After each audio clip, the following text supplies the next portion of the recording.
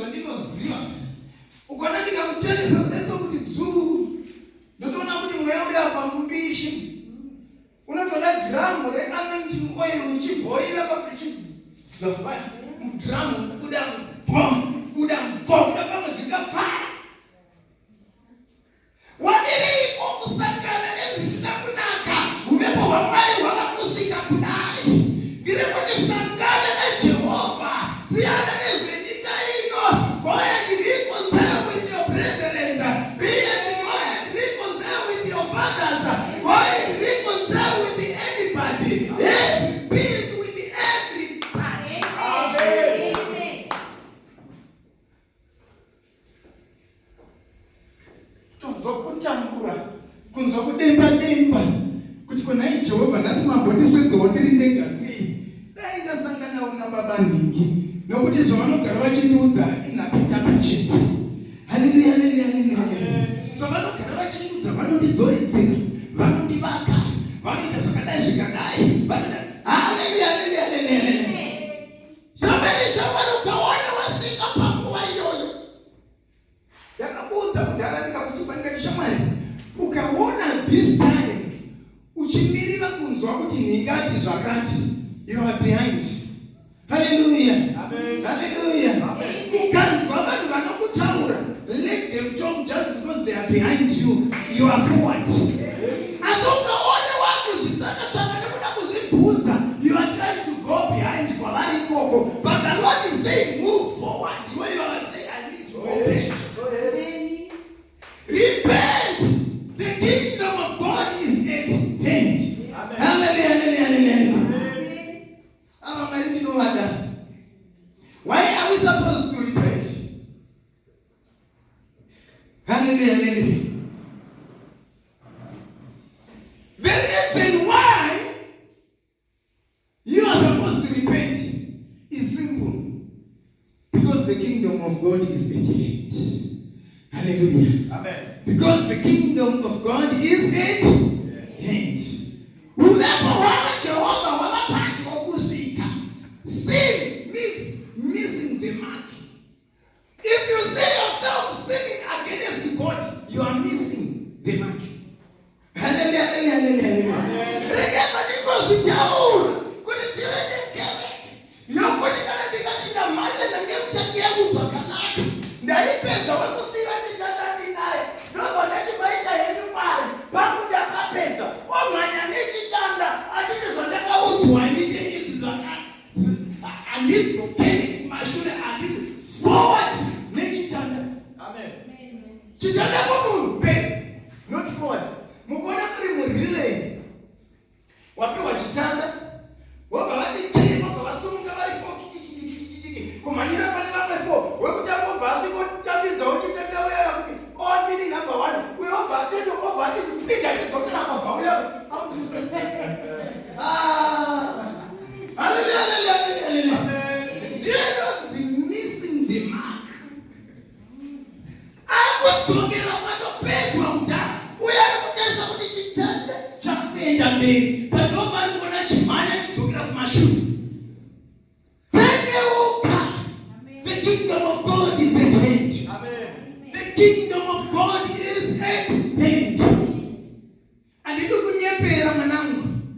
Farira whatever gospel. Richauya nepanzeve dzako richakutengenyedza. Richakuudza kuti by this year next year uchange wabata zvaunoda. Kwete kuti usina unenge wabata zvaunoda. Ugofara ugouruka. Ugovya ugobvisa love offering kuno. But ukamona wakuya kuzobvisira love offering iyi, watendeuka. Amen. Really ndiri kuti titandare tigarisane zvakanaka. Hallelujah, hallelujah, hallelujah. Ukatona ndakutomborimbaridza wenda tombobuda off topic kuti tigarisane zvakanaka. But rangu ndiro ri. Repent. The kingdom of God is at hand. Amen. Simple. Hallelujah, hallelujah, hallelujah. Imboniverengerai Romans chapter 1 verse number 29. Mumbonzwawo zvairi kutaura. 29 to 32. Romans chapter 1 verse number 29 kusvika pa 32. Romans chapter 1. Can someone read it for me? And Mumengaba Acts 26, verse number 20. Being filled with all. Let's go. Being filled with all unrighteousness, fornication, wickedness,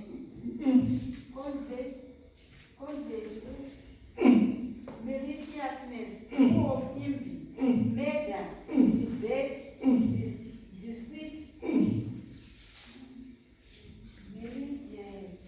Hallelujah. Amen. Tipewo Shona version kana pana napo. Ndoto unanyazo kupanzwisisa. Atidi kuti vangu vachinyazo kuringana nakupanzwisisa ipo pakati jambo wamfundisi. Tipere Shona chaicho vanogona kuti didimura didimura.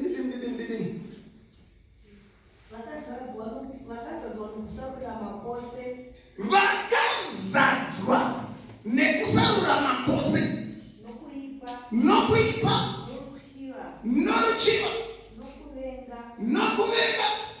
Urekotonzwa here tumatava tudiki twapedza munda weMozambique. Vakazara nokuchiva. Pane wakambonzwa akapinda muprison yokuti wachiva iwewe. Kakara kadiki pati zvikanzi wamedha munhu unoenda kujeri. Pati kakara kadiki apane zvakari kunoita handi yamani. Vakazara negodo. Aterera pako uzobata utamba ndopangu apa. Ndinongoti paverekwa pega uzodaidza kuti ndopa mutanda yamani. Umweni ndopangu apa kana pata ugwa pako. Handi number 1. Vakazadzwa nekusarura makose. Ndopangu apa. Tirove maoko. Hallelujah.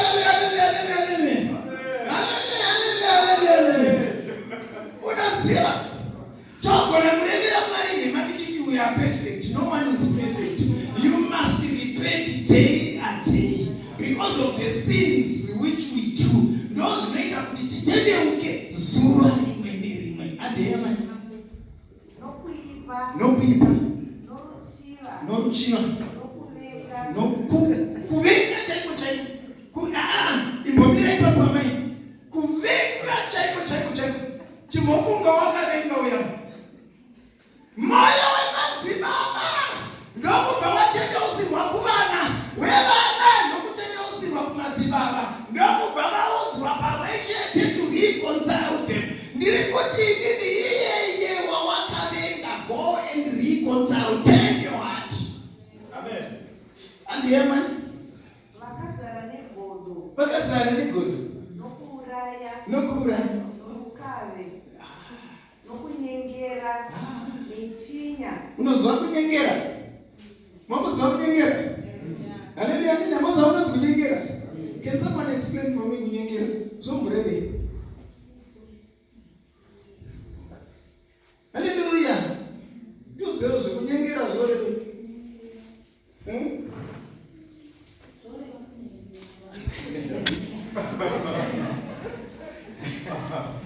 Ati kunyengera zore la kunyengera.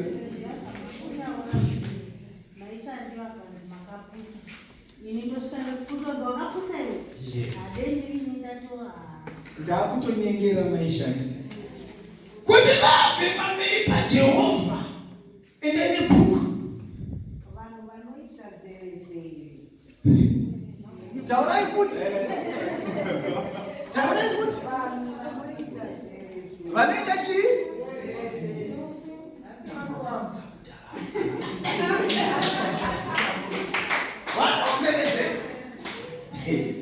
Ndakuudza kuti havaregi kuzvitaura pavanokuparidza pega vanozvitaura.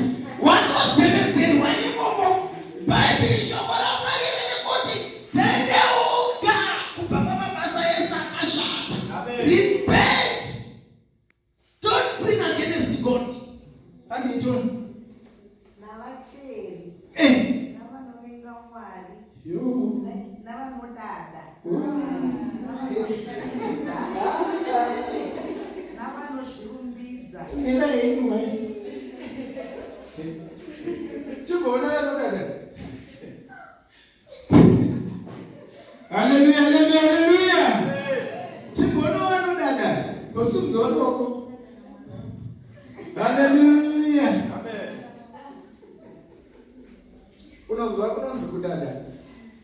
kudada. Unosvika kwamarashani. Baba shani unosvika kwamarashani. Kumba kwamba hakuna kana senti. But marashani ari kutoona situation neumwe wake. Marashani unotora chingwa chiri bread bin chamane 3 days chisina kudyiwa kana 2 days zvacho chakatengwa zuro chobva chanzi chakasiteya hachina kushanda but chamborarirei handichachida ndakunesa kupinda.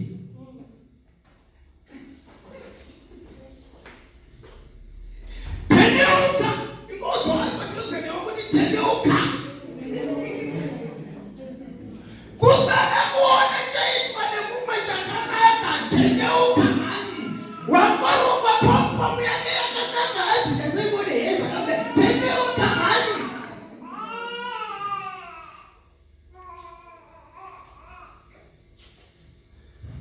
Aiwa akupika vana vaiganga vakazoona mugeneration ndokusati maona vakamukwasa isoso vakazoona mugeneration vakabanga masana vazorasungakaruka. Tendeuka.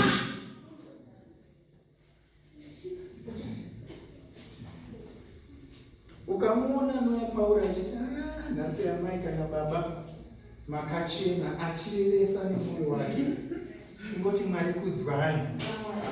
Ukaona musi waunouya wakabayirira muno waona kutsenga kuona mufundisi nopenya penya pakona kupa mara basitatu uchingotoenda nebhazi vaoya ndopa vakaita atingombodhuri nozonakakunaita mari 50 rand.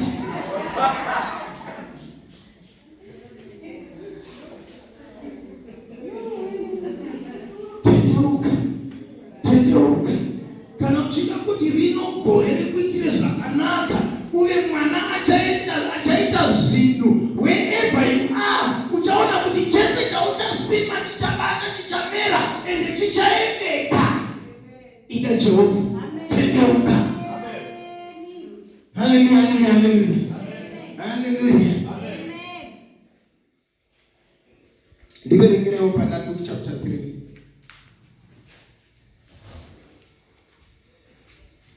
Umwe ngandibatirewo Luke chapter 19 kubva paverse number 1. Chii chinomboratidzawo kuti ndatendeuka? Teerera paunzwa. Chii chinomboratidzawo kuti ndatendeuka? Ukapabata apa uchaziva kuti ndakatendeuka kana kuti handina. Handidi kuudzaudzwa nebhaibheri unozoti murume uyo nepamuromo.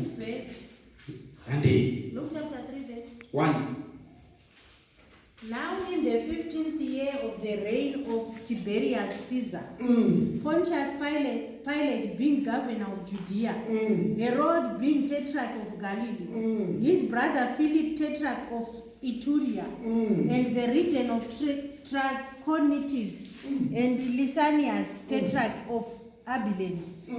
While Annas and Caiaphas were high priests, the word of God came to John the son of Zacharias in the wilderness. And he went into all the region around the Jordan. He went all the region around Jordan. And preaching baptism of repentance. Preaching baptism of